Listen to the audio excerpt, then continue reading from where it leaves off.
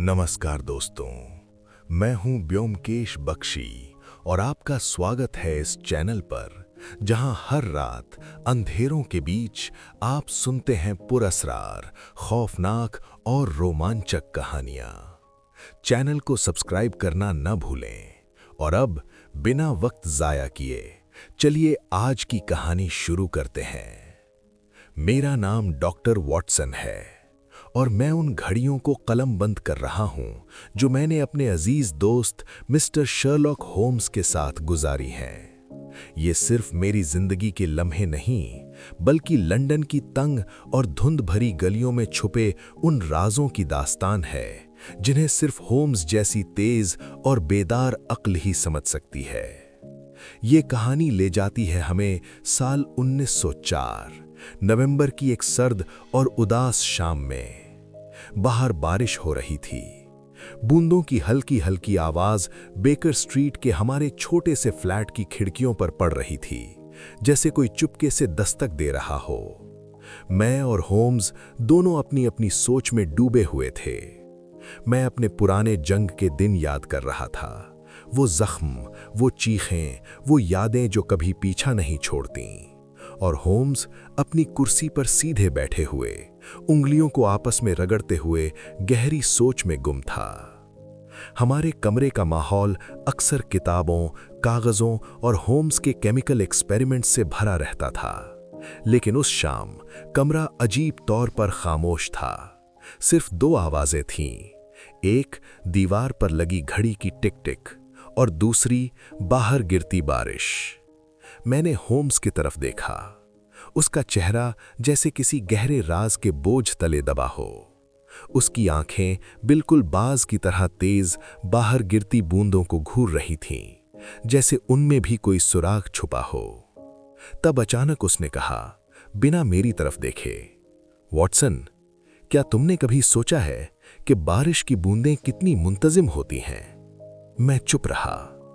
हर बूंद एक मुकर्रर रफ्तार और एक मुकर्रर सिमत में गिरती है, फिर भी एक दूसरे से टकराती नहीं।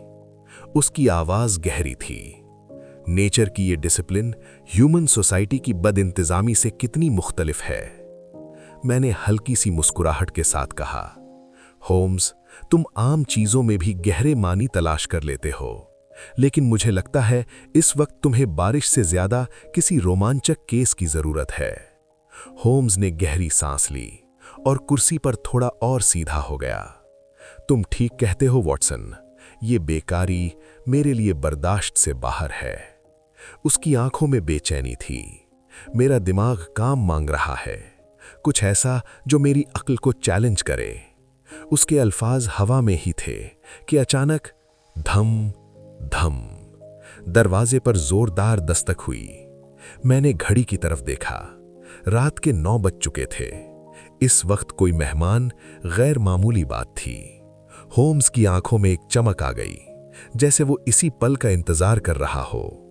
दरवाजा खोलो वॉटसन, उसने पुरजोश आवाज में कहा।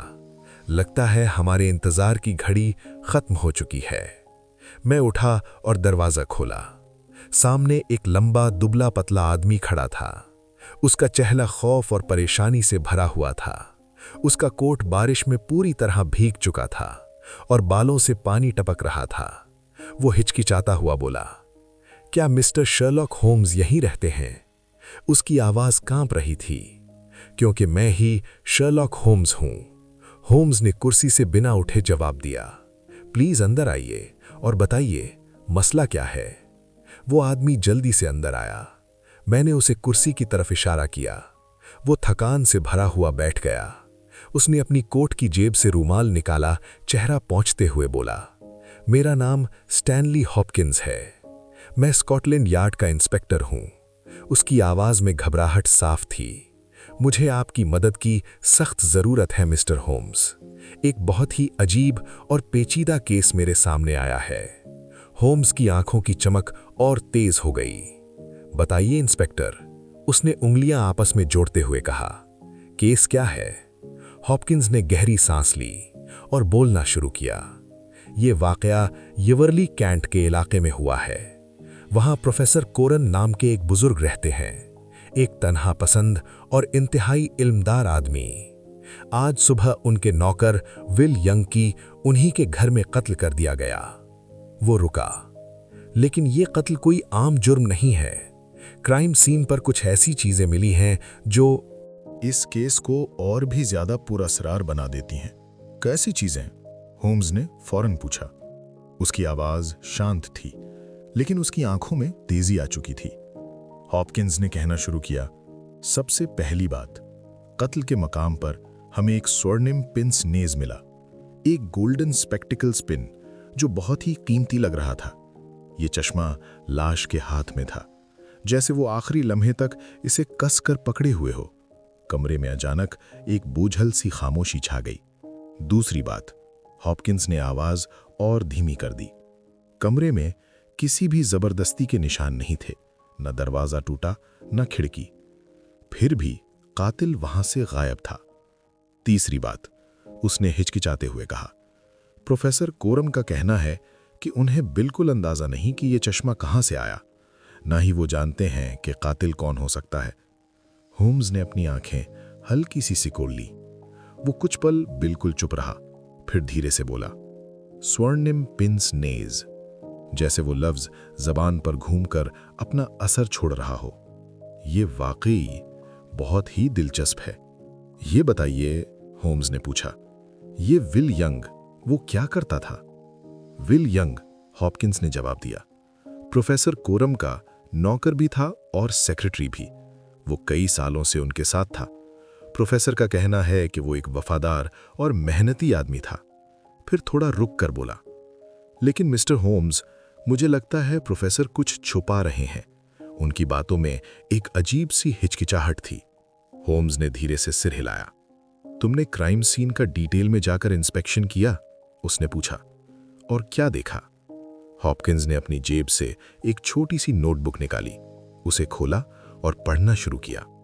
लाश प्रोफेसर के स्टडी रूम में मिली। सीने में चाकू घोंपा गया था। कमरे में एक टेबल थी जिस पर कुछ पेपर्स बिखरे हुए थे, लेकिन ऐसा नहीं लगता कि कुछ चोरी हुआ हो। फ्लोर पर खून के कुछ निशान थे, मगर कोई स्ट्रगल के साइंस नहीं। और हां, उसने जोर देकर कहा, वो स्वर्णिम चश्मा इतना महंगा है कि कोई आम आदमी उसे खरीद ही नहीं सकता। अब तक मेरा भी जहन इस राज में उलझ चुका था। मैंने पूछा, क्या प्रोफेसर कोरम ने उस चश्मे को पहचाना? बिल्कुल नहीं, हॉपकिंस ने कहा। उन्होंने साफ इनकार कर दिया। उनका कहना है कि उन्होंने उसे पहले कभी नहीं देखा। लेकिन हॉपकिंस की आवाज रुक सी गई। उनकी आवाज में घबराहट थी, एक ऐसी घबराहट जो मुझे शक की तरफ ले जा रही थी। होम्स कुर्सी पर पीछे की तरफ झुक गया। उसकी उंगलियां आपस में जुड़ी हुई थीं। इंस्पेक्टर, उसने कहा, यह केस वाकई लाजवाब है। मैं और वॉटसन कल सुबह इवर्ली के लिए रवाना होंगे। क्या आप हमारे लिए वहां के अरेंजमेंट्स कर सकते हैं? हॉपकिंस ने राहत की सांस ली। मिस्टर होम्स, आपका आना इस केस के लिए बहुत बड़ी बात होगी। मैं कल सुबह आपको स्टेशन पर मिलूंगा। उसके जाने के बाद होम्स ने अपनी पाइप जला ली। धुआं धीरे धीरे कमरे में फैलने लगा। वो धुएं के गोल दायरे बनाता हुआ बोला, वॉटसन, ये स्वर्णिम चश्मा इस पूरी कहानी का मरकज है। ये कोई आम चीज नहीं, यही हमें कातिल तक ले जाएगा। मैंने हैरानी से कहा, लेकिन होम्स, ये तो सिर्फ एक चश्मा है, ये इतना अहम कैसे हो सकता है? होम्स ने हल्की सी मुस्कुराहट के साथ कहा, वॉटसन, तुम हमेशा सिर्फ सरफेस देखते हो। ये चश्मा एक कहानी सुनाता है, एक ऐसी कहानी जो धोखे, राज और खामोश गुनाहों से भरी है। कल सुबह जब हम इवर्ली पहुंचेंगे, मैं तुम्हें दिखाऊंगा कि कैसे एक छोटी सी चीज सबसे बड़े राज को बेनकाब कर देती है। उस रात मैं सो न सका। मेरे जहन में बार बार उस स्वर्णिम चश्मे की चमक घूमती रही। विल यंग की लाश, प्रोफेसर कोरम का चेहरा और होम्स के अल्फाज मेरे कानों में गूंज रहे थे। क्या वो चश्मा वाकई इस राज की चाबी था? और प्रोफेसर कोरम आखिर क्या छुपा रहे हैं? अगली सुबह मैं और होम्स इवर्ली जाने वाली ट्रेन में सवार हुए। मेरे दिल में जोश और खौफ दोनों साथ साथ थे। बाहर का मौसम अभी भी उदास था। घने बादल, हल्की बारिश और ठंडी हवा माहौल को और भारी बना रही थी। होम्स हमेशा की तरह खिड़की के पास बैठा था। वो बाहर के खेत और गांव देख रहा था, लेकिन मैं जानता था उसका दिमाग उन मंजरों में नहीं बल्कि उस कत्ल और उस स्वर्णिम चश्मे में उलझा था। अचानक उसने कहा, बिना मेरी तरफ देखे, वॉटसन, क्या तुमने कभी सोचा है कि एक आम सी चीज अपने अंदर कितने बड़े राज छुपा सकती है? वो चश्मा, वो कोई आम चश्मा नहीं, इसकी बनावट, इसका डिजाइन और सबसे अहम बात, जिस तरह ये चश्मा मृतक के हाथ में था, ये सब मिलकर एक कहानी बयान करते हैं। ये होम्स कह रहा था, उसकी आवाज शांत लेकिन यकीन से भरी हुई। मैंने कहा, होम्स, तुम चीजों को हमेशा बहुत गहरा देखते हो, लेकिन मुझे अभी भी समझ नहीं आ रहा कि एक चश्मा हमें कातिल तक कैसे ले जा सकता है। होम्स ने हल्की सी मुस्कुराहट के साथ कहा, सब्र मेरे दोस्त, वक्त के साथ सब कुछ वाज़ेह हो जाता है। पहले हमें क्राइम सीन देखना होगा। ये चश्मा हमें उस जगह तक ले जाएगा जहां कातिल छुपा है। कुछ ही देर बाद हमारी ट्रेन इवरली स्टेशन पर रुकी। प्लेटफॉर्म पर इंस्पेक्टर स्टैनली हॉपकिंस हमारा इंतजार कर रहे थे। उनके चेहरे पर परेशानी और बेचैनी साफ नजर आ रही थी। उन्होंने हमें एक हॉर्स कैरेज में बिठाया, जो धीरे धीरे प्रोफेसर कोरम के तन्हा और दूर दराज घर की तरफ चल पड़ी। रास्ते भर बारिश की हल्की बूंदें गाड़ी की छत पर गिर रही थीं, और हॉपकिंस हमें और जानकारी देता रहा। प्रोफेसर कोरम असल में एक रशियन स्कॉलर हैं, उसने कहा। वो कई सालों से इंग्लैंड में रह रहे हैं। हिस्ट्री के फील्ड में कुछ बहुत ही अहम रिसर्च पर काम कर रहे थे। उनका घर शहर से काफी दूर है। वो लोगों से मिलना जुलना पसंद नहीं करते। विल यंग, हॉपकिंस ने आगे कहा, उनके इकलौते नौकर और सेक्रेटरी थे। वही उनके रोजमर्रा के कामों में मदद करता था। होम्स ने पूछा, और कोई नौकर? नहीं, हॉपकिंस ने जवाब दिया। प्रोफेसर को तन्हाई पसंद है। घर में सिर्फ वो और विल रहते थे। हाँ, कभी कभी एक लोकल औरत खाना पकाने या सफाई के लिए आती थी, लेकिन रात होने से पहले चली जाती थी। होम्स ने हल्की सी गर्दन हिलाई, जैसे वो हर बात को जहन में तरतीब से रख रहा हो। कुछ ही देर में हम प्रोफेसर कोरम के घर पहुंच गए। वो एक पुराना मगर अजीम बिल्डिंग था, घने जंगल के बीच अकेला खड़ा हुआ। बाहरी दीवारें थोड़ी जरी जरी थीं, लेकिन साफ था कि घर को बहुत एहतियात से संभाला गया था। दरवाजा खुला और एक बुजुर्ग आदमी सामने आया। मैं प्रोफेसर कोरम हूं। उनकी उम्र तकरीबन 60 साल होगी। चेहरा पीला, थका हुआ, आंखें चश्मे के पीछे से हमें शक भरी नजर से देख रही थीं। उनकी आवाज में एक अजीब सी कर्कशता थी। वो बार बार खांस रहे थे, जैसे कोई पुरानी बीमारी उन्हें सता रही हो। मिस्टर होम्स, इंस्पेक्टर हॉपकिंस ने कहा, मैंने प्रोफेसर को बता दिया है कि आप केस इन्वेस्टिगेट करने आए हैं। प्रोफेसर हमें अपने स्टडी रूम की तरफ ले जाते हुए बोले, मैं आपको यकीन दिलाता हूं, इस भयानक वाकये के बारे में मुझे कुछ भी नहीं पता। विल मेरा बहुत वफादार नौकर था। उसकी मौत मेरे लिए एक बड़ा सदमा है। होम्स ने प्रोफेसर के चेहरे को गहरी नजर से देखा, फिर कहा, हम क्राइम सीन देखना चाहेंगे प्रोफेसर।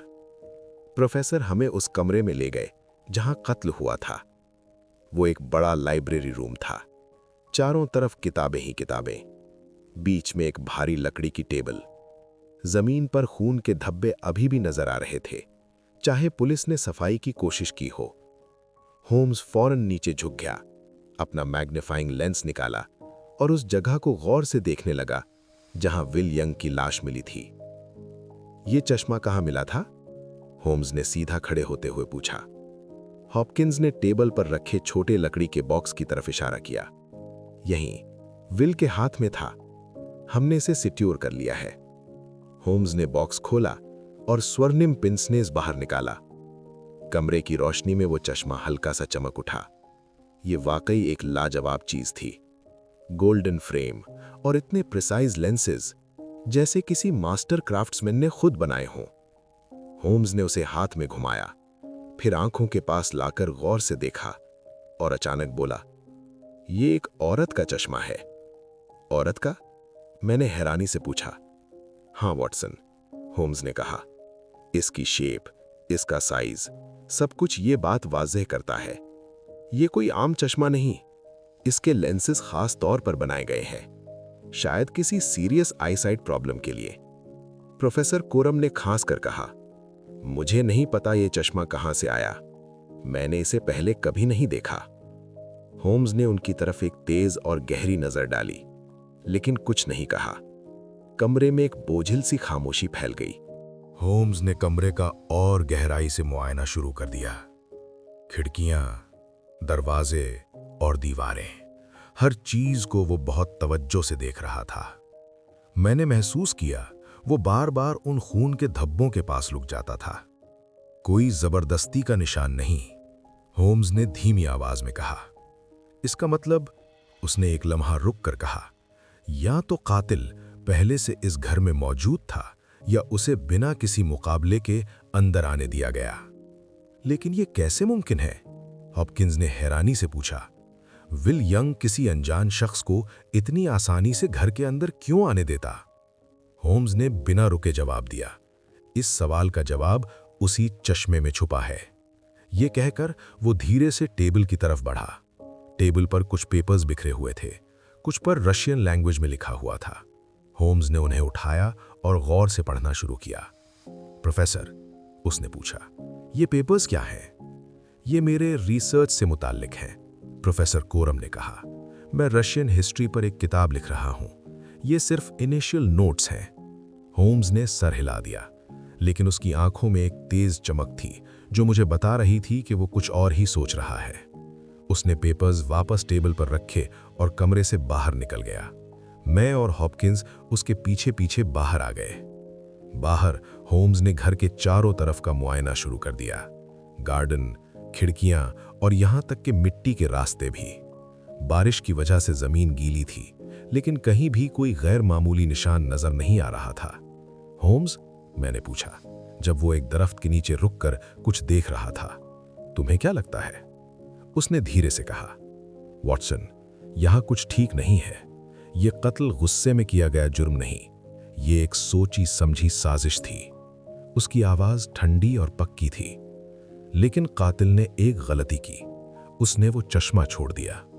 लेकिन मैंने फिर पूछा, ये चश्मा हमें कैसे मदद करेगा? होम्स ने हल्की सी मुस्कुराहट के साथ कहा, वॉटसन, ये चश्मा ही कातिल की पहचान है। हमें सिर्फ ये मालूम करना है कि ये किसका है। उस दिन हम बहुत देर तक प्रोफेसर के घर में रहे। होम्स ने हर कोने का मुआयना किया, लेकिन कोई नया सुराग हाथ नहीं लगा। प्रोफेसर कोरम की घबराहट, उनकी अधूरी बातें, सब कुछ मुझे शक भरा लग रहा था। लेकिन होम्स ने मुझसे कहा, अभी किसी नतीजे पर पहुंचना ठीक नहीं। जब हम स्टेशन की तरफ वापस जा रहे थे, होम्स ने कहा, वॉटसन, ये केस बहुत पेचीदा है। प्रोफेसर कुछ छुपा रहे हैं, लेकिन वो कातिल नहीं है। ये चश्मा किसी और का है और हमें उसी शख्स को ढूंढना होगा। मेरे जहन में सवालों का तूफान था। क्या प्रोफेसर वाकई बेकसूर है? वो स्वर्णिम चश्मा आखिर किसका था? क्या ये सच में किसी औरत का चश्मा था, जैसा होम्स कह रहा है? और सबसे बड़ा सवाल, कातिल कहाँ गायब हो गया? ट्रेन में वापस लौटते वक्त होम्स ने अपनी पाइप जला ली। धुआं छोटे छोटे चक्कर बनाता हुआ हवा में उठ रहा था।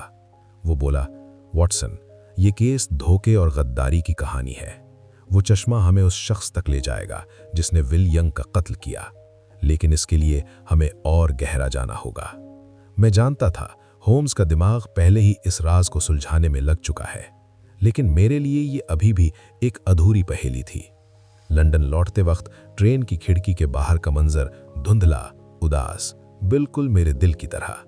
प्रोफेसर कोरम का घर वो दिन मेरे जहन में उलझा हुआ था। वो स्वर्णिम चश्मा, प्रोफेसर की घबराहट और विल यंग की पुरस्कार मौत, सब कुछ बार बार मेरे ख्यालों में आ रहा था। मैंने होम्स की तरफ देखा। वो अपनी पाइप से धुएं के दायरे बना रहा था, आंखें आधी बंद, लेकिन मैं जानता था उसका दिमाग तेजी से हर सुराग को जोड़ रहा है। होम्स, मैंने धीरे से पूछा, क्या तुम्हें लगता है कि प्रोफेसर कोरम सच बोल रहे हैं या वो कुछ छुपा रहे हैं? होम्स ने लंबी सांस ली, पाइप को मुंह से हटाकर बोला, वॉटसन, प्रोफेसर कोरम सच का सिर्फ एक हिस्सा बता रहे हैं। उनकी घबराहट, उनकी खांसी और जिस तरह उन्होंने उस चश्मे को बिल्कुल नकार दिया, ये सब इस बात का इशारा है कि वो कुछ जानते हैं, लेकिन वो हमें बताना नहीं चाहते। कातिल नहीं है, ये बात मैं पूरे यकीन के साथ कह सकता हूं। होम्स की आवाज शांत थी, लेकिन उस शांति के पीछे एक गहरा भरोसा छुपा हुआ था। फिर कातिल कौन है? मैंने बेचैनी से पूछा, और फिर मैंने वो सवाल दोहराया जो मेरे जहन को खाए जा रहा था। तुमने कहा था कि ये चश्मा किसी औरत का है, लेकिन प्रोफेसर के घर में तो कोई औरत रहती ही नहीं थी। होम्स ने हल्की सी मुस्कुराहट के साथ मेरी तरफ देखा। वॉटसन, उसने धीरे से कहा, तुम हमेशा जल्दबाजी में नतीजे निकाल लेते हो। वो चश्मा उठाते हुए बोला, मैंने ये इसलिए कहा कि ये औरत का हो सकता है क्योंकि इस फ्रेम का डिजाइन और लेंस की बनावट आमतौर पर लेडीज के लिए बनाई जाती है, लेकिन इसका मतलब ये बिल्कुल नहीं कि कातिल कोई औरत ही हो। कमरे में खामोशी फैल गई। हो सकता है, होम्स ने आगे कहा, यह चश्मा जानबूझकर वहां छोड़ा गया हो या फिर गलती से। उसकी नजर गहरी होती चली गई। हमें यह पता लगाना होगा कि यह चश्मा किसका है और वहां तक कैसे पहुंचा। बेकर स्ट्रीट वापस आते ही होम्स ने एक पल भी जाया नहीं किया। उसने तुरंत काम शुरू कर दिया। वॉटसन, उसने मुझसे कहा, मैं इस चश्मे की जांच शुरू करना चाहता हूं। उसने अपने पुराने वाकिफ लंदन के मशहूर ऑप्टिशियन मिस्टर हेनरी बेकर को एक खत लिखा। खत में लेंस की तमाम खसूसियात लिखी गई थीं और ये सवाल भी कि क्या सिर्फ लेंस देखकर यह बताया जा सकता है कि यह किस किस्म के आईसाइट प्रॉब्लम के लिए बनाया गया था। खत लिफाफे में बंद करते हुए होम्स बोला, वॉटसन, ये चश्मा हमें कातिल तक ले जाएगा। लेंस की ताकत और बनावट उस शख्स के बारे में बहुत कुछ बता सकती है जो इसे पहनता था। अगली सुबह हम बेकर स्ट्रीट के कमरे में बैठे थे जब मिस्टर बेकर का जवाब आया। होम्स ने खत जल्दबाजी में खोला और पढ़ने लगा। मिस्टर बेकर ने लिखा था, इस चश्मे के लेंस गैर मामूली तौर पर बहुत पावरफुल है। ये सीवियर मायोपिया और एस्टिग्मेटिज्म के लिए बनाए गए हैं। इस किस्म के लेंस आम तौर पर सिर्फ स्पेशल ऑर्डर पर बनते हैं। ये किसी आम दुकान में दस्तयाब नहीं होते। होम्स ने अपनी उंगलियां आपस में रगड़ते हुए कहा, बहुत दिलचस्प। ये चश्मा, उसकी आवाज गहरी हो गई, किसी ऐसे शख्स का है जिनकी नजर बहुत कमजोर है, और ये कि इसका फ्रेम सुनहरी है इस बात की तरफ इशारा करता है कि वो शख्स अमीर या बाअसर हो सकता है। मैंने पूछा, लेकिन होम्स, ये हमें कातिल तक कैसे ले जाएगा? होम्स ने मेरी तरफ देखा। वॉटसन, उसने कहा, अब हमें यह ढूंढना होगा कि आइवरली या उसके आसपास कोई ऐसा शख्स है जो इस किस्म का चश्मा पहनता हो। हम लोकल ऑप्टिशियन से पूछताछ करेंगे और देखेंगे कि हाल ही में किसने ऐसा चश्मा बनवाया है। उसी वक्त होम्स ने इंस्पेक्टर हॉपकिंस को पैगाम भेजा, आइवरली के तमाम ऑप्टिशियन से पूछताछ का हुक्म। लेकिन फिर वो मेरी तरफ झुका। वॉटसन, मुझे लगता है हमें प्रोफेसर कोरम से दोबारा बात करनी होगी। उसकी आंखों में शक साफ था। वो कुछ छुपा रहे हैं और मुझे यकीन है कि ये चश्मा उनके माजी से जुड़ा हुआ है। अगला दिन हम फिर आइवरली के लिए रवाना हुए। इस बार होम्स का रवैया और भी सख्त था। चेहरा संजीदा, आंखें हर चीज नोट करती हुईं। प्रोफेसर के घर जाने से पहले हम लोकल बाजार में रुक गए। वहां होम्स ने कुछ लोकल लोगों से बातचीत शुरू की। मुझे हैरानी हुई कि वो कितनी आसानी से लोगों के दिल से बातें निकलवा लेते हैं। उसने एक बुजुर्ग दुकानदार से पूछा, क्या आपने हाल ही में किसी अजनबी को देखा है, खासकर कोई औरत जो शायद गैर मामूली चश्मा पहनती हो? दुकानदार कुछ देर सोचता रहा। साहब, उसने धीरे से कहा, मुझे पूरी तरह याद नहीं, लेकिन कुछ दिन पहले एक औरत यहां आई थी। वो बहुत जल्दी में थी। उसका चेहरा दुपट्टे से ढका हुआ था। लगता है, उसने हिचकिचाते हुए कहा, उसने चश्मा पहना हुआ था, लेकिन मैं यकीन से नहीं कह सकता। होम्स की आंखें चमक उठी। क्या आप उसका हुलिया बता सकते हैं? वो लंबी थी, शायद 30 से 40 साल के दरमियान। लिबास सादा था, लेकिन उसका लहजा, दुकानदार ने लफ्ज तलाश किए। उसका लहजा कुछ फौरन सा लग रहा था। होम्स ने शुक्रिया अदा किया और वहां से चल दिया। फिर उसने मेरी तरफ देखकर कहा, वॉटसन, ये औरत हमारी कहानी का बहुत अहम हिस्सा हो सकती है। उसका फौरन लहजा और प्रोफेसर का रूसी असल। होम्स ने कदम रोकते हुए कहा, ये सब एक ऐसे गहरे राज की तरफ इशारा कर रहे हैं जो अभी अंधेरों में छुपा हुआ है। प्रोफेसर कोरम के घर पहुंचते ही मुझे एहसास हो गया कि कुछ ना कुछ गलत है। वो पहले से ज्यादा घबराए हुए लग रहे थे। उनकी खांसी तेज हो चुकी थी और आंखों में एक अजीब सी बेचैनी थी, जैसे कोई पुराना खौफ फिर से जाग उठा हो। होम्स ने वक्त जाया किए बगैर सवालों की बौछार शुरू कर दी। प्रोफेसर कोरम, उसकी आवाज बिल्कुल सीधी और सख्त थी, क्या आपने हाल ही में किसी ऐसी औरत से मुलाकात की है जो सुनहरी चश्मा पहनती हो? यह सुनते ही प्रोफेसर का चेहरा बिल्कुल पीला पड़ गया। मैं नहीं जानता आप किसके बारे में बात कर रहे हैं, उन्होंने हिचकिचाते हुए कहा। होम्स ने एक कदम आगे बढ़ा। प्रोफेसर, उसका लहजा और ज्यादा सख्त हो गया, आप कुछ छुपा रहे हैं। यह चश्मा आपके स्टडी रूम में मिला है और यह कोई आम चश्मा नहीं। अगर आपने सच नहीं बताया, होम्स ने धीरे लेकिन खौफनाक अंदाज में कहा, तो यह बात आपके लिए और मुश्किल हो जाएगी। प्रोफेसर ने गहरी सांस ली। उनके हाथ कांप रहे थे। वो धीरे से अपनी कुर्सी पर बैठ गए। मिस्टर होम्स, उनकी आवाज भरी हुई थी, मैं आपको यकीन दिलाता हूं कि मुझे इस चश्मे के बारे में कुछ भी मालूम नहीं। फिर एक लम्हा रुक कर बोले, लेकिन हां, कुछ साल पहले मैं एक औरत को जानता था। होम्स की आंखें तेजी से चमकी। उसका नाम? उसने तुरंत पूछा। एना, प्रोफेसर ने धीरे से कहा। वो रशिया से थी। हमारे बीच का रिश्ता काफी कॉम्प्लिकेटेड था, लेकिन उसने जल्दी से जोड़ दिया, वो कई साल पहले चली गई थी। मुझे नहीं पता कि वो अब कहां है। होम्स ने सिर हल्का सा हिलाया और मेरी तरफ देखा। वॉटसन, उसने कहा, हमें इस एना को ढूंढना होगा। वो इस पूरे राज की चाबी हो सकती है। लंदन वापस आते हुए मेरे जहन में सवालों का तूफान था। ये एना कौन थी? क्या उसका विल यंग के कत्ल से कोई ताल्लुक था?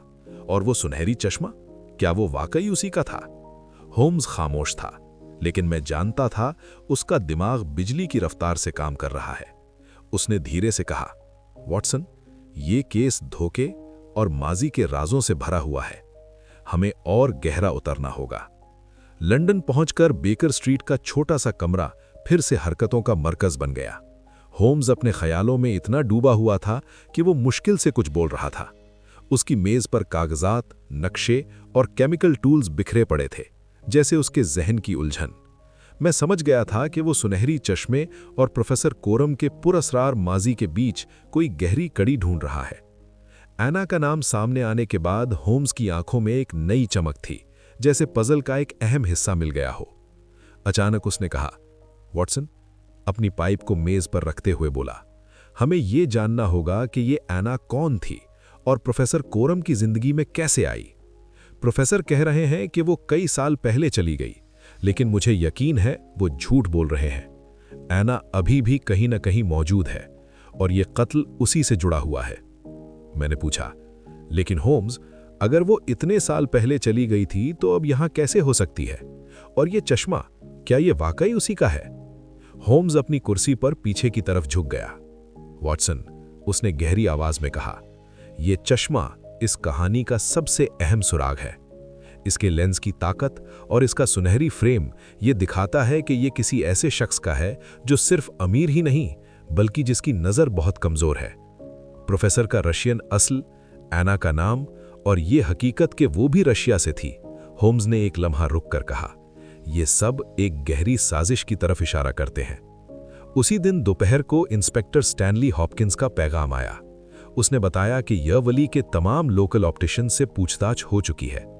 किसी को भी इस किस्म के सुनहली पिंसनेस के बारे में कोई मालूमात नहीं मिली, लेकिन पैगाम में लिखा था कि एक दुकानदार ने कहा कि कुछ महीने पहले एक फॉरेन लहजे वाली औरत ने स्पेशल लेंसेज के बारे में पूछा था। उसने ऑर्डर नहीं दिया और चली गई। होम्स की आवाज में जोश आ गया। यही वो औरत हो सकती है। उसने मेरी तरफ देखा। वॉटसन, अब हमें प्रोफेसर के माजी में और गहरा जाना होगा। मुझे यकीन है उनके बयान में कुछ ऐसा छुपा है जो इस कत्ल की असल वजह बना। होम्स ने फौरन अपने पुराने वाकिफ मिस्टर विल्सन को खत लिखा, जो लंदन के रशियन इमिग्रेंट कम्युनिटी में अच्छी पहचान रखते थे। खत में होम्स ने पूछा कि क्या वो एना नाम की किसी औरत को जानते हैं। होम्स ने मिस्टर विल्सन से खत में सीधा सवाल पूछा था, क्या वो किसी रशियन औरत को जानते हैं जिसका नाम अन्ना हो और जो किसी न किसी तरह प्रोफेसर कोरम से जुड़ी हो। खत भेजने के बाद होम्स ने अपनी फाइल्स खोल ली। पुरानी डॉक्यूमेंट्स, रशियन हिस्ट्री, इमिग्रेंट्स के रिकॉर्ड्स, सब कुछ मेज पर फैला हुआ था। होम्स ने मेरी तरफ देखा। वॉटसन, उसने धीरे मगर यकीन के साथ कहा, प्रोफेसर कोरम कह रहे हैं कि वो सिर्फ रशियन हिस्ट्री पर रिसर्च कर रहे हैं, लेकिन मुझे लगता है ये रिसर्च सिर्फ एक पर्दा है। उनका माजी कुछ और छुपा रहा है, शायद कोई पॉलिटिकल साजिश या फिर कोई गहरा पर्सनल बिट्रेयल। अगला दिन होते ही हम फिर से येवर्ली के लिए रवाना हो गए। इस बार होम्स का इरादा बिल्कुल साफ था, प्रोफेसर कोरम पर प्रेशर बनाना। ट्रेन में बैठे हुए उसने मुझसे कहा, वॉटसन, हमें प्रोफेसर को यह महसूस कराना होगा कि हम उनका राज जान चुके हैं। उनकी घबराहट उन्हें मजबूर करेगी कि वो कुछ ऐसा बोल दें जो हमें अगला सुराग दे। प्रोफेसर के घर पहुंचकर जो मंजर हमने देखा वो और भी परेशान कर देने वाला था। प्रोफेसर पहले से ज्यादा कमजोर और बीमार लग रहे थे। उनकी खांसी अब और तेज हो चुकी थी, आंखें लाल, जैसे रात भर सोए ही ना हो। उन्होंने मुझे स्टडी रूम में बुलाया, लेकिन उनकी आवाज में एक अजीब सी बेचैनी थी। मिस्टर होम्स, उन्होंने कर्कश लहजे ने कहा, मुझे समझ नहीं आता आप बार बार यहां क्यों आ रहे हैं। मैंने आपको सब कुछ बता दिया है। होम्स ने ठंडे लहजे में जवाब दिया, प्रोफेसर, आपने हमें अन्ना के बारे में बताया, लेकिन ये नहीं बताया कि वो आपकी जिंदगी में इतनी इंपॉर्टेंट क्यों थी। और वो सुनहरी चश्मा, आप इसके बारे में जरूर कुछ जानते हैं। प्रोफेसर का चेहरा और ज्यादा पीला पड़ गया। उन्होंने कुर्सी की बाहों को कसकर पकड़ लिया। मैंने कहा ना, उन्होंने घबराए हुए कहा, मुझे उस चश्मे के बारे में कुछ नहीं पता। अन्ना, वो मेरे माजी का हिस्सा थी, वो अब यहां नहीं है। होम्स की आंखें संकरी हो गईं। प्रोफेसर, उसकी आवाज सख्त हो चुकी थी, आप झूठ बोल रहे हैं। अन्ना अभी जिंदा है और उसे हाल ही में येवर्ली में देखा गया है। अगर आपने सच नहीं बताया तो मुझे मजबूरन ये मानना पड़ेगा कि आप इस कत्ल में शामिल हैं। प्रोफेसर ने कुछ लम्हों तक होम्स की आंखों में देखा, फिर अपनी नजर झुका ली। मिस्टर होम्स, उन्होंने धीरे से कहा, आप गलत रास्ते पर हैं। मैंने कोई कत्ल नहीं किया, लेकिन हां, उनका गला भराया। अन्ना मेरे लिए बहुत इंपॉर्टेंट थी, वो मेरी बीवी थी। ये सुनकर मैं बिल्कुल स्टन रह गया। आपकी बीवी? ये अल्फाज मेरे मुंह से अनजाने में निकल गए। हां, प्रोफेसर ने सर झुकाते हुए कहा, हमारी शादी रशिया में हुई थी, लेकिन वो कई साल पहले मुझे छोड़कर चली गई। मुझे नहीं पता कि वो अब कहां है। होम्स ने कोई फौरन रिएक्शन नहीं दिया, लेकिन उसकी आंखों में एक चमक थी, जैसे वो इस बात को अपने दिमाग के किसी गहरे कोने में फिट कर रहा हो। उसने प्रोफेसर से और सवाल पूछे, लेकिन प्रोफेसर ज्यादा कुछ बोलने को तैयार नहीं था। हर जवाब में एक हिचकिचाहट थी, जो मुझे और ज्यादा शक में डाल रही थी। घर से निकलते हुए होम्स ने धीरे से कहा, वॉटसन, प्रोफेसर की कहानी में कुछ बहुत बड़ी गड़बड़ है। वो अन्ना के बारे में पूरी सच्चाई नहीं बता रहे। हमें यह पता लगाना होगा कि अन्ना असल में कहां है और वो इस कत्ल से कैसे जुड़ी हुई है। लंदन वापस पहुंचते ही मिस्टर विल्सन का जवाब मिल गया। उसने लिखा था, रशियन इमिग्रेंट कम्युनिटी में एक औरत थी जिसका नाम अन्ना सर्गेयवना था। वो कुछ साल पहले लंदन में देखी गई थी। वो एक पॉलिटिकल एक्टिविस्ट थी जो रशिया में रेवोल्यूशनरी एक्टिविटीज में शामिल रही थी। विल्सन ने यह भी बताया कि अन्ना और प्रोफेसर कोरम का रिश्ता रशिया में किसी पॉलिटिकल साजिश से जुड़ा हो सकता है। होम्स ने अपनी पाइप जलाई। धुआं धीरे धीरे कमरे में फैल गया। ये और भी इंटरेस्टिंग हो गया है, उसने कहा। वॉटसन, ये कत्ल सिर्फ एक पर्सनल क्राइम नहीं है, इसके पीछे एक गहरी साजिश छुपी है, शायद रशिया की पॉलिटिक्स से जुड़ी हुई। हमें ये जानना होगा कि अन्ना अब कहाँ है, और सबसे बड़ी बात, वो उस रात प्रोफेसर के घर क्यों थी। उस रात होम्स घंटों तक अपने मैप्स और पेपर्स में डूबा रहा। उसने मुझसे कहा कि अगले दिन वो लंदन के रशियन कम्युनिटी में पूछताछ करेगा, और मैं जानता था, जैसे जैसे सच नजदीक आ रहा था। मुझे महसूस हो रहा था कि होम्स का दिमाग अब पूरी तरह से इस राज को सुलझाने में लग चुका है, लेकिन मेरे जहन में अभी भी सवालों का तूफान था। अन्ना कौन थी? क्या वो वाकई प्रोफेसर की बीवी थी? और वो सुनहरी चश्मा, क्या वो उसी का था? और सबसे बड़ा सवाल, विल यंग की मर्डर क्यों की गई? उस रात जब मैं अपने बिस्तर पर लेटा तो प्रोफेसर की कर्कश आवाज मेरे कानों में गूंज रही थी, और उस चश्मे की सुनहरी चमक बार बार मेरी आंखों के सामने आ रही थी। मुझे यकीन था कि होम्स जल्द ही इस राज को बेनकाब करेगा, लेकिन फिलहाल ये एक ऐसी अनसॉल्व्ड पजल थी जो मुझे रात भर सोने नहीं दे रही थी। अगली सुबह बेकर स्ट्रीट का हमारा कमरा किसी जंग के मैदान जैसा लग रहा था। हर जगह पेपर्स, बुक्स, मैप्स और होम्स के हैंड रिटन नोट्स बिखरे पड़े थे। होम्स रात दिन अपने दिमाग की उलझन को तरतीब देने में लगा हुआ था। अन्ना सर्गेयवना का नाम सामने आने के बाद ये केस सिर्फ एक मर्डर मिस्ट्री नहीं रहा था। अब ये रशिया की पॉलिटिकल साजिशों और खतरनाक बिट्रेयल की एक गहरी कहानी बन चुका था। मैंने होम्स को पहली बार इतना टेंस देखा। उसकी आंखें, जो हमेशा शांत और तेज होती थीं, अब एक अजीब सी बेचैनी दिखा रही थीं। एक सुबह उसने मुझे बुलाया। वॉटसन, उसकी आवाज में अर्जेंसी थी। आज हमें लंदन के रशियन कम्युनिटी में जाना होगा। मिस्टर विल्सन ने हमें एक सुराग दिया है। मुझे पूरा यकीन है कि अन्ना सर्गेयवना अभी भी लंदन में ही है। वही इस मर्डर की की है। मैंने पूछा, लेकिन होम्स, अगर वो प्रोफेसर की बीवी थी तो विल यंग को क्यों मारा गया? और वो चश्मा, क्या वो वाकई उसी का है? होम्स ने अपनी पाइप जलाई।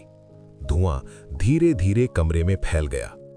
वॉटसन, उसने गंभीर लहजे में कहा, यह चश्मा अन्ना का हो सकता है, लेकिन यह भी मुमकिन है कि यह किसी और का हो, जो उस रात जानबूझकर वहां छोड़ा गया हो। हमें यह जानना होगा कि अन्ना उस रात प्रोफेसर के घर क्यों गई थी, और सबसे जरूरी, विल यंग की मर्डर का मोटिव क्या था। उसी सुबह हम लंदन के एक पुराने इलाके में पहुंचे, जहां रशियन इमिग्रेंट्स रहते थे। ये जगह तंग गलियों और पुरानी इमारतों से भरी थी। हवा में एक अजीब सी उदासी थी। मिस्टर विल्सन ने हमें एक छोटे से कैफे में मिलने के लिए बुलाया था, जो रशियन कम्युनिटी का पसंदीदा अड्डा था। कैफे के अंदर रशियन म्यूजिक की हल्की धुन गूंज रही थी। हवा में वॉडका और बॉइल्ड मीट की तेज खुशबू थी। वहां हमें एक मोटे ताजे बुजुर्ग आदमी मिले, जिन्होंने अपना तारुफ दिया। मैं मिस्टर विल्सन हूं। मिस्टर होम्स, इधर बैठिए। उन्होंने हमें एक टेबल की तरफ ले जाते हुए कहा, मैंने कुछ इंफॉर्मेशन कलेक्ट की है। विल्सन ने धीरे से कहा, अन्ना सर्गेयवना कुछ साल पहले लंदन में थी। वो एक रेवोल्यूशनरी थी जो रशिया में जार के खिलाफ मूवमेंट में शामिल रहीं, लेकिन उसकी एक्टिविटीज हमेशा मिस्टीरियस रहीं। कुछ लोग कहते हैं कि वो रशिया वापस चली गई, लेकिन कुछ का मानना है कि वो अभी भी यहीं कहीं छुपी हुई है। होम्स ने तुरंत पूछा, क्या आप उसका हुलिया बता सकते हैं? वो लंबी थीं, विल्सन ने कहा, गहरे भूरे बाल और आंखें गहरी नीली। वो हमेशा चश्मा पहनती थीं, शायद बिल्कुल वैसा ही जैसा आपने बताया। होम्स की आंखें चमक उठीं। सुनहरी फ्रेम वाला? उसने पूछा। विल्सन ने सिर हिला दिया। हाँ, मुझे कुछ ऐसा ही याद है। वो बहुत कम लोगों से मिलती थी और हमेशा बहुत सावधान रहती थी। होम्स ने मेरी तरफ देखा। वॉटसन, ये वही औरत है, वो चश्मा उसी का है। कैफे से निकलते हुए होम्स ने कहा, अब हमें अन्ना को ढूंढना होगा। वो इस कहानी की आखिरी कड़ी है। उस दिन हमने कई रशियन इमिग्रेंट्स से बात की, लेकिन अन्ना के बारे में कोई सॉलिड इंफॉर्मेशन हासिल नहीं हो सकी। शाम ढल चुकी थी जब हम बेकर स्ट्रीट वापस आए। वहां इंस्पेक्टर स्टैनली हॉपकिंस का एक मैसेज हमारा इंतजार कर रहा था।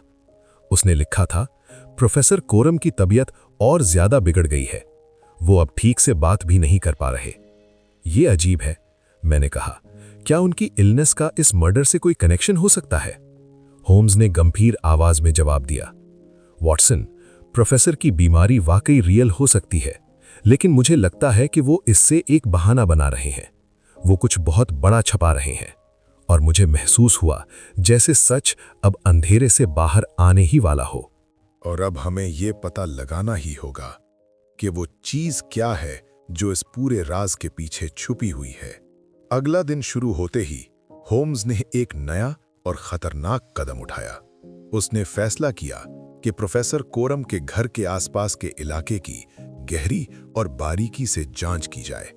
हम दोबारा यॉर्ली पहुंचे, लेकिन इस बार होम्स सीधा घर के पीछे वाले गार्डन की तरफ बढ़ा। वहां एक छोटा सा पुराना शेड था, बंद, खामोश, जैसे किसी राज की हिफाजत कर रहा हो। होम्स ने बिना वक्त जाया किए ताला तोड़ा और धीरे से अंदर कदम रखा। शेड के अंदर पुराने कागजात बिखरे हुए थे और एक छोटा सा वुडन बॉक्स कोने में पड़ा था। बॉक्स खोला गया। अंदर कुछ लेटर्स थे, रशियन लैंग्वेज में लिखे हुए। होम्स ने उन्हें गौर से देखा और फिर धीमी आवाज में बोला, वॉटसन, ये लेटर्स आना सर्गेयेवना के हैं। मैं चौंक गया। प्रोफेसर के नाम? मैंने पूछा। होम्स ने सर हिलाया। इन लेटर्स में गहरा बिट्रेयल छुपा है। बिट्रेयल? मेरी आवाज खुद कांप रही थी। हाँ, होम्स बोला। आना और प्रोफेसर के बीच सिर्फ रिश्ता नहीं था, बल्कि एक खतरनाक कॉन्फ्लिक्ट था। आना का मानना था कि प्रोफेसर ने रशिया में उसके साथ और उसके रेवोल्यूशनरी साथियों के साथ धोखा किया था, और इसी दर्द के साथ वो यहां आई थी, बदला लेने। मेरी सांस रुक सी गई। तो क्या आना ने विलियम की मर्डर की? मैंने धीरे से पूछा। होम्स ने धीरे से सर हिलाया। पॉसिबल है, लेकिन अभी प्रूफ पूरा नहीं है। हमें यह साबित करना होगा कि उस रात वो वहां मौजूद थीं या नहीं। लंदन वापस आकर होम्स ने उन लेटर्स का ट्रांसलेशन शुरू किया। रात गहरी होती चली गई और होम्स उन कागजात में डूबता चला गया। आखिरकार उसने मेरी तरफ देखा और बोला, वॉटसन, ये लेटर्स एक साजिश की कहानी सुना रहे हैं। आना का यकीन था कि प्रोफेसर ने रशिया में रेवोल्यूशनरी मूवमेंट को धोखा दिया, जिसकी वजह से कई लोग मारे गए। वो सिर्फ बदला लेने आई थी। लेकिन विलियम? मैंने पूछा, उसका क्या कसूर था? होम्स ने ठंडी सांस ली। शायद वो गलत वक्त पर गलत जगह पर था, या फिर... होम्स की आवाज और धीमी हो गई। उसने कुछ ऐसा देख लिया जो उसे नहीं देखना चाहिए था। मेरे जहन में सवालों का तूफान उठ रहा था। आना कहाँ थी? क्या वो वाकई कातिल थी? और वो गोल्डन स्पेक्टिकल्स, क्या वो जानबूझकर छोड़े गए थे? होम्स की आंखों में एक अजीब सी चमक थी। वो चमक मुझे बता रही थी कि हम इस राज के बहुत करीब आ चुके हैं, लेकिन फिर भी काफी सवाल अभी बेजवाब थे। बेकर स्ट्रीट का कमरा अब एक मिस्टीरियस बैटलफील्ड बन चुका था। टेबल पर बिखरे हुए लेटर्स, मैप्स और हैंड रिटन नोट्स, ये सब इस बात का सबूत थे कि होम्स रात दिन एक कर चुका था। आना सर्गेयेवना के लेटर्स ने हमें एक नई डायरेक्शन दी थी, लेकिन राज अभी पूरा नहीं खुला था। क्या आना ने विलियम की मर्डर की? अगर हां, तो वो उस रात प्रोफेसर कोरम के घर कैसे पहुंची? और वो गोल्डन चश्मा वहीं क्यों छूट गया? मेरा दिमाग फटने को था, लेकिन होम्स की शांत तेज नजर मुझे यकीन दिला रही थी कि सच अब दूर नहीं। सुबह जब मैं ब्रेकफास्ट में मसरूफ था, होम्स अचानक अपनी कुर्सी से उठा। वॉटसन, उसने कहा, हमें आज दोबारा यॉर्ली जाना होगा। लगता है हमने प्रोफेसर के घर में कुछ छोड़ दिया है, कुछ ऐसा जो इस पूरे राज को पूरी तरह से खोल सकता है। लेकिन होम्स, मैंने कहा, हम हर कोने की जांच कर चुके हैं, क्या रह गया? होम्स ने अपनी पाइप जलाई और धीरे से बोला, वॉटसन, कभी कभी सबसे जरूरी क्लू सबसे सिंपल जगह पर होता है। वो शेड जहां से लेटर्स मिले थे, वहां और भी कुछ हो सकता है, और मुझे प्रोफेसर की घबराहट पर पूरा यकीन है। वो कुछ और छुपा रहा है। हमने बिना वक्त जाया किए तैयारी की और यॉर्ली के लिए रवाना हो गए। ट्रेन में होम्स बिल्कुल खामोश था। वो अपनी नोटबुक में कुछ लिखता रहा, फिर उसे बंद करके जेब में रख लिया। मुझे बताओ होम्स, मैंने पूछा, तुम क्या सोच रहे हो? उसने गहरी सांस ली। वॉटसन, ये केस सिर्फ मर्डर का नहीं है, ये बिट्रेल, रेवोल्यूशन और रशिया की ब्लडी पॉलिटिक्स से जुड़ा हुआ है। आना सर्गेयेवना और प्रोफेसर का रिश्ता सिर्फ पर्सनल नहीं था, बल्कि ये एक पुराने खून से भरे राज का हिस्सा है। मुझे पूरा यकीन है विलियम यंग की मौत प्रोफेसर के पास्ट का नतीजा है और अन्ना का बदला लेने का इरादा था और हम यॉर्ली पहुंचे, सीधा प्रोफेसर कोरम के घर। इस बार प्रोफेसर और भी कमजोर और बेचैन लग रहे थे। उनकी खांसी इतनी तेज थी कि मुश्किल से बोल पा रहे थे। उन्होंने हमें अपने स्टडी रूम में बुलाया, लेकिन उनकी आंखों में एक गहरी टेंशन थी। श्री होम्स, उन्होंने कर्कश आवाज में कहा, मैं समझ नहीं पा रहा कि आप बार बार यहां क्यों आ रहे हैं। मैंने आपको सब कुछ बता दिया है। होम्स ने ठंडे लेकिन तीखे सुर में जवाब दिया, प्रोफेसर, आपने हमें अन्ना के बारे में आधी अधूरी सच्चाई बताई है। अब वक्त आ गया है कि आप पूरी सच्चाई बताएं। हमने आपके शेड में कुछ लेटर्स पाए हैं, अन्ना सर्गेवना के लेटर्स, जो दिखाते हैं कि वो आपसे बदला लेना चाहती थीं। प्रोफेसर का चेहरा सफेद पड़ गया।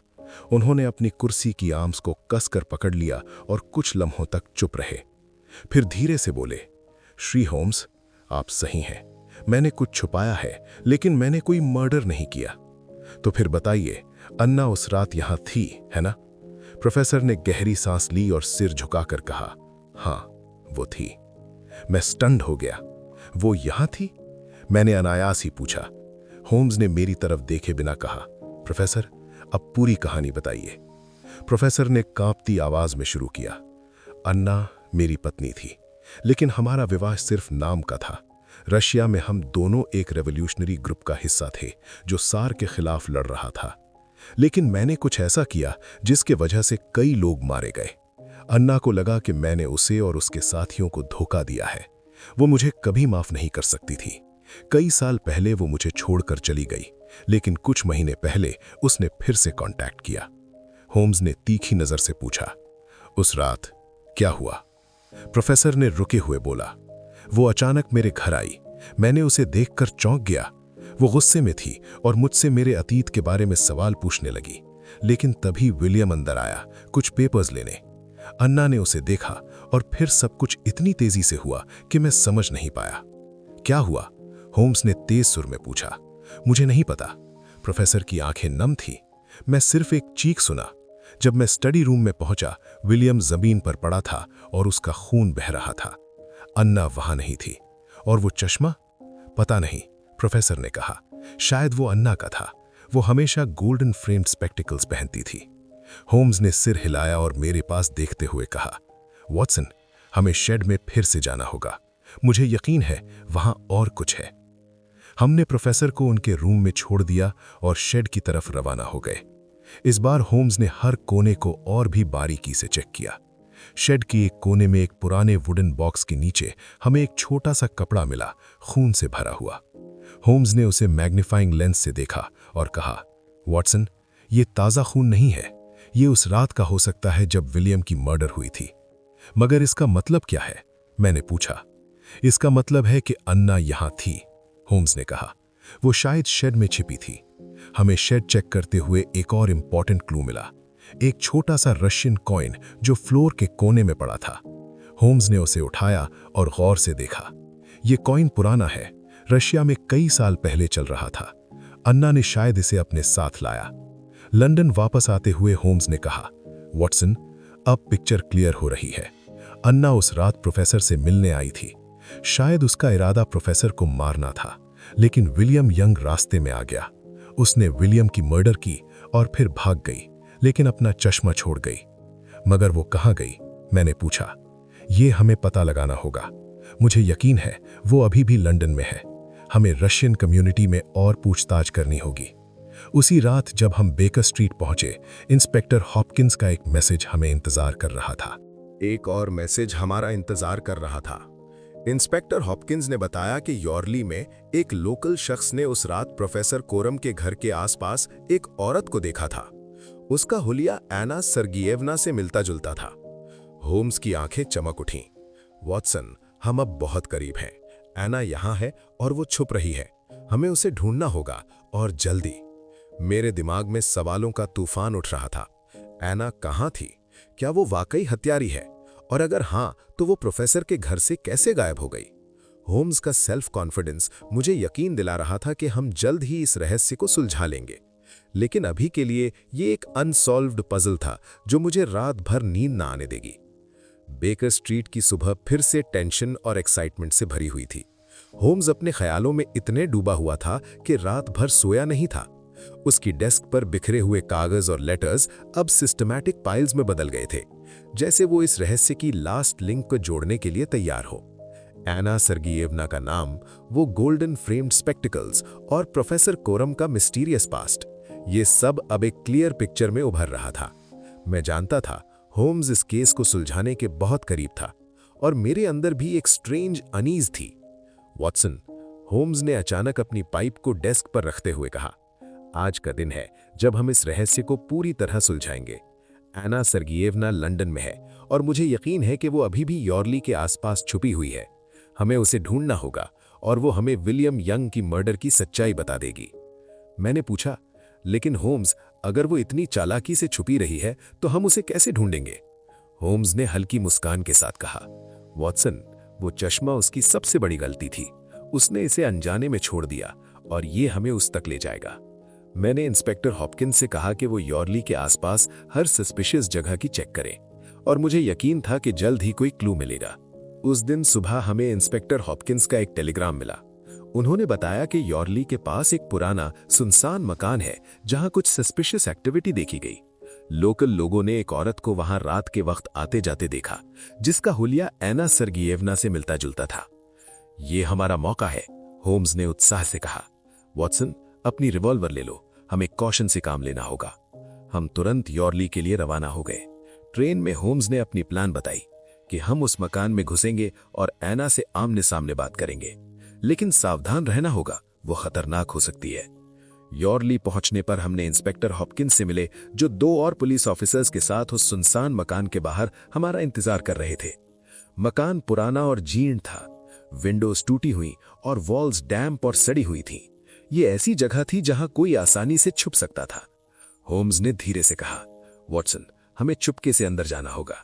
हॉपकिंस, आप और आपके लोग बैक डोर कवर करें। वॉटसन, तुम मेरे साथ फ्रंट से चलो। हमने कॉशन के साथ मकान में कदम रखा। अंदर का एटमॉस्फेयर कोल्ड और डार्क था। फ्लोर पर मोटी डस्ट लेयर जम गई थी, लेकिन कुछ जगह फ्रेश फुटप्रिंट्स भी नजर आ रहे थे। होम्स ने अपने मैग्नीफाइंग लेंस से चेक किया। ये एक औरत के शूज के निशान है, वो यहां थीं। हम धीरे धीरे आगे बढ़े। मकान के एक रूम में एक छोटा लैंप चल रहा था।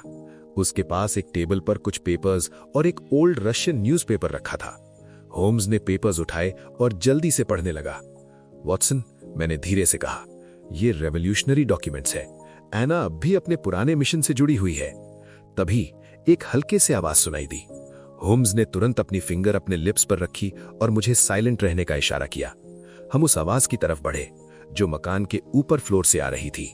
सीढ़ियां चरमराई, लेकिन हम सावधानी से ऊपर चढ़ गए। अपर फ्लोर पर एक छोटा सा रूम था जिसका डोर हल्का सा खुला हुआ था। होम्स ने धीरे से डोर खोला और हमने देखा एक औरत खिड़की के पास खड़ी थी। वो लंबी थी, उसके बाल गहरे भूरे और आंखें गहरी नीली। चेहरे पर एक दुपट्टा था, लेकिन जैसे ही उसने हमें देखा वो पीछे हट गई। आना सर्गियेवना, होम्स ने शांत स्वर में कहा। औरत चौंक कर हमारी तरफ देखी। उसकी आंखों में डर और गुस्सा दोनों था। आप कौन हैं? उसने रशियन एक्सेंट में पूछा। मैं शर्लॉक होम्स हूं, होम्स ने जवाब दिया, और ये मेरे साथी डॉक्टर वॉटसन है। हमें आपके बारे में सब कुछ पता है और विलियम यंग की मर्डर के बारे में भी। आना एक कदम पीछे हट गई, लेकिन होम्स ने तेजी से आगे बढ़कर उसे रोका। आप भाग नहीं सकती आना, वो चश्मा आपका था, है ना? आना की आंखें सिकुड़ गई। हाँ, वो मेरा था, उसने कठोर स्वर में कहा। लेकिन मैंने विलियम यंग की मर्डर नहीं की। तो फिर किसने की? होम्स ने पूछा। आना ने गहरी सांस ली और कहा, ये एक दुर्घटना थी। मैं उस रात कोरम से मिलने गई थी, अपने अतीत का हिसाब लेने। वो मेरे साथी रेवोल्यूशनरीज को धोखा देकर यहां आया था। मैं सच्चाई जानना चाहती थी, लेकिन तभी विलियम अंदर आ गया। उसने मुझे देखा और कोरम से सवाल करने लगा। मैंने उसे रोकने की कोशिश की, लेकिन वो मुझ पर झपटा। मेरे पास एक चाकू था और गलती से वो उसके सीने में लग गया। मैं स्टंट था। तो ये एक एक्सीडेंट थी? मैंने पूछा। हाँ, आना ने कहा। उसकी आंखें नम थीं। मैं उसे मारना नहीं चाहती थी। मैं डर गई और भाग गई। मेरा चश्मा वहीं छूट गया। होम्स ने सीरियस टोन में कहा, आना, आपकी कहानी में सच्चाई हो सकती है, लेकिन आपको पुलिस के सामने ये सब बताना होगा। तभी इंस्पेक्टर हॉपकिंस और उनके लोग रूम में एंटर हुए। आना ने कोई विरोध नहीं किया। उसने अपने हाथ आगे किए और हॉपकिंस ने उसे हथकड़ी पहना दी। बैक टू लंदन लौटते वक्त होम्स ने कहा, वॉटसन, ये केस बिट्रेयल और मिसअंडरस्टैंडिंग्स की कहानी थी। आना का गुस्सा जस्टिफाइड था, लेकिन उसकी गलती ने एक इनोसेंट इंसान की जान ले ली। मैंने पूछा, लेकिन प्रोफेसर कोरम का? वो तो कुछ नहीं बता रहे थे, वो डरे हुए थे। होम्स ने कहा, उन्हें पता था कि आना उनसे बदला लेने आई थी, लेकिन वो उसे बचाना चाहते थे, इसलिए उन्होंने हमें पूरी सच्चाई नहीं बताई। बेकर स्ट्रीट लौटने पर होम्स ने अपनी पाइप जलाई और कहा, वॉटसन, ये केस खत्म हो गया, लेकिन ये हमें सिखाता है कि अतीत के बिट्रेयल कभी कभी फ्यूचर को भी बर्बाद कर देते हैं। मेरे अंदर अब भी कुछ सवाल थे, लेकिन मैं जानता था कि होम्स ने इस रहस्य को पूरी तरह सुलझा लिया था। वो गोल्डन स्पेक्टिकल्स जो इस कहानी की शुरुआत थे, अब एक दुखद कहानी का प्रतीक बन गए थे। बेकर स्ट्रीट का हमारा छोटा सा रूम, जो पिछले कुछ दिनों से रहस्य और टेंशन का सेंटर था, अब एक अजीब सी शांति में डूबा था। आना सरगेवना की गिरफ्तारी और विलियम यंग की मर्डर के पीछे की सच्चाई सामने आने के बाद ये केस फाइनली सॉल्व हो गया। लेकिन मेरे मन में एक खालीपन था, जैसे इस कहानी का अंत उतना संतोषजनक नहीं था जितना मैंने सोचा था। होम्स हमेशा की तरह अपनी चेयर पर बैठा था, अपनी पाइप से धुएं के छल्ले बनाते हुए, और आंखें किसी दूर की सोच में खोई हुई थीं। मैंने धीरे से कहा, यह केस खत्म हो गया, लेकिन कुछ सवाल अब भी अनआंसर्ड हैं। प्रोफेसर कोरम का क्या होगा और आना का फ्यूचर क्या होगा? होम्स ने गहरी सांस ली और अपनी पाइप को डेस्क पर रखते हुए कहा, वॉटसन, हर रहस्य का अंत पूरी तरह सैटिस्फैक्टरी नहीं होता। ये केस बिट्रेयल, रिवेंज और मिसअंडरस्टैंडिंग्स की एक दुखद कहानी था। आना सरगेवना ने जो किया वो एक एक्सीडेंट था, लेकिन कानून के सामने ये होमिसाइड ही मानी जाएगी, और प्रोफेसर कोरम अपने अतीत से सीख लेंगे। प्रोफेसर कोरम अब अपने बोझ के साथ जीते रहेंगे। मैंने पूछा, लेकिन क्या उन्हें कोई सजा नहीं मिलेगी? आखिरकार उनकी वजह से ही तो यह सब शुरू हुआ था। होम्स ने हल्के से मुस्कुराते हुए कहा, वॉटसन, कानून हमेशा मोरालिटी का पालन नहीं करता। प्रोफेसर ने कोई क्राइम नहीं किया, कम से कम इस मर्डर के कॉन्टेक्स्ट में, लेकिन वो अपने अपराध बोध के साथ जी रहे हैं, और ये खुद में एक सजा है। अगले कुछ दिन हमने इस केस के फाइनल डिटेल्स सॉल्व करने में बिताए। इंस्पेक्टर स्टैनली हॉपकिंस ने हमें बताया कि एना सरगियवना ने अपना क्राइम कन्फेस कर दिया। उसने अपनी कहानी रिपीट की। वो ईवरली प्रोफेसर कोरम से बदला लेने आई थी, लेकिन विलियम की मर्डर एक एक्सीडेंट थी। एना ने बताया कि वो उस रात प्रोफेसर के घर छुपे से घुसी थी। जब विलियम ने उसे देखा, वो घबरा गई। उसके पास एक नाइफ था जो उसने सेल्फ डिफेंस के लिए रखा था, लेकिन स्कफिल में वो गलती से विलियम के चेस्ट में लग गया। मैंने होम्स से पूछा, और वो चश्मा? हाँ वॉटसन, वो सच में एना का था, होम्स ने जवाब दिया। वो गोल्डन पिंस नेज उसका था। उसकी विजन बहुत वीक थी और वो हमेशा स्पेशल लेंस चश्मा पहनती थी। जब वो भागी, उसने जल्दबाजी में वो चश्मा छोड़ दिया। ये उसकी सबसे बड़ी गलती थी और इसी ने हमें उस तक ले जाया। मैंने सोचा, कितना अजीब है, एक सिंपल सी चीज, एक चश्मा, इस पूरी मिस्ट्री की की बन गई। होम्स की शार्प इंटेलेक्ट ने इस छोटे से क्लू को पूरी कहानी में ट्रांसफॉर्म कर दिया। कुछ दिन बाद हमने प्रोफेसर कोरम से एक बार फिर मुलाकात की। वो अब बेड रिडन थे। उनकी तबीयत और भी वीक हो गई थी। उनकी कफ इतनी तेज थी कि वो मुश्किल से बोल पा रहे थे, लेकिन उनकी आंखों में एक गहरी उदासी थी जो मुझे उनके दर्द को समझने के लिए काफी थी। श्री होम्स, उन्होंने ट्रेम्बलिंग वॉइस में कहा, मैंने कभी नहीं चाहा कि ये सब हो। एना मेरी वाइफ थी और मैंने उसे बहुत प्यार किया, लेकिन रशिया में मैंने कुछ गलतियां की जिन पर मुझे आज तक पछतावा है। होम्स ने फर्म टोन में कहा, प्रोफेसर, आपका अतीत अब आपको छोड़ चुका है। लेकिन आपकी चुप्पी ने विलियम की जान ले ली। अगर आप पहले हमें सच बताते, शायद ये सब बचाया जा सकता था। प्रोफेसर ने सर झुका लिया और कुछ नहीं कहा। मैं उनके चेहरे पर उस गिल्ट को देख सकता था जो उन्हें अंदर से खा रहा था। बैक इन लंदन, होम्स ने इस केस को अपनी फाइल्स में रिकॉर्ड किया।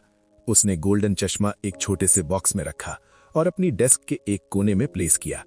वॉटसन, उसने कहा, यह चश्मा हमें याद दिलाएगा कि कभी कभी स्मॉलेस्ट थिंग्स सबसे बड़े रहस्यों को रिवील करते हैं। मैंने पूछा, होम्स, क्या आपको लगता है एना को सजा मिलेगी? हाँ, होम्स ने सीरियस टोन में कहा, कानून उसे मर्डरर मानेगा।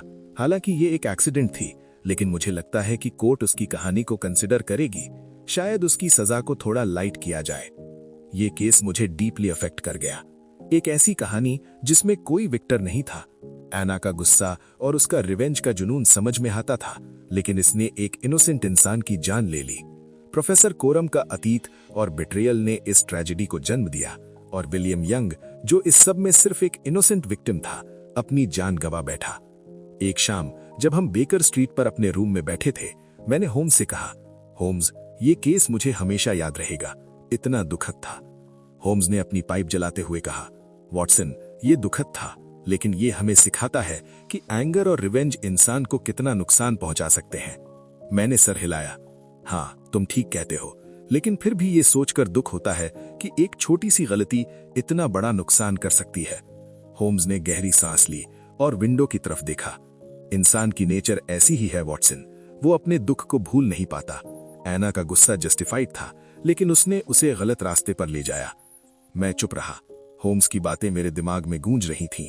ये केस खत्म हो गया, लेकिन इसकी छाप मेरे दिल पर हमेशा के लिए रह जाएगी। वो गोल्डन चश्मा जो इस कहानी की शुरुआत था, अब मेरे लिए बिट्रेयल और ट्रेजेडी का सिंबल बन चुका था। तो दोस्तों, ये थी आज की मजेदार और थ्रिलिंग कहानी। अगर आपको ये पसंद आई तो लाइक और शेयर जरूर करें, और ऐसी और कहानियों के लिए हमारे चैनल को सब्सक्राइब करना ना भूलें। फिर मिलेंगे अगली रात एक नई कहानी के साथ। तब तक के लिए शुभ रात्रि। आपका अपना व्योमकेश बागची।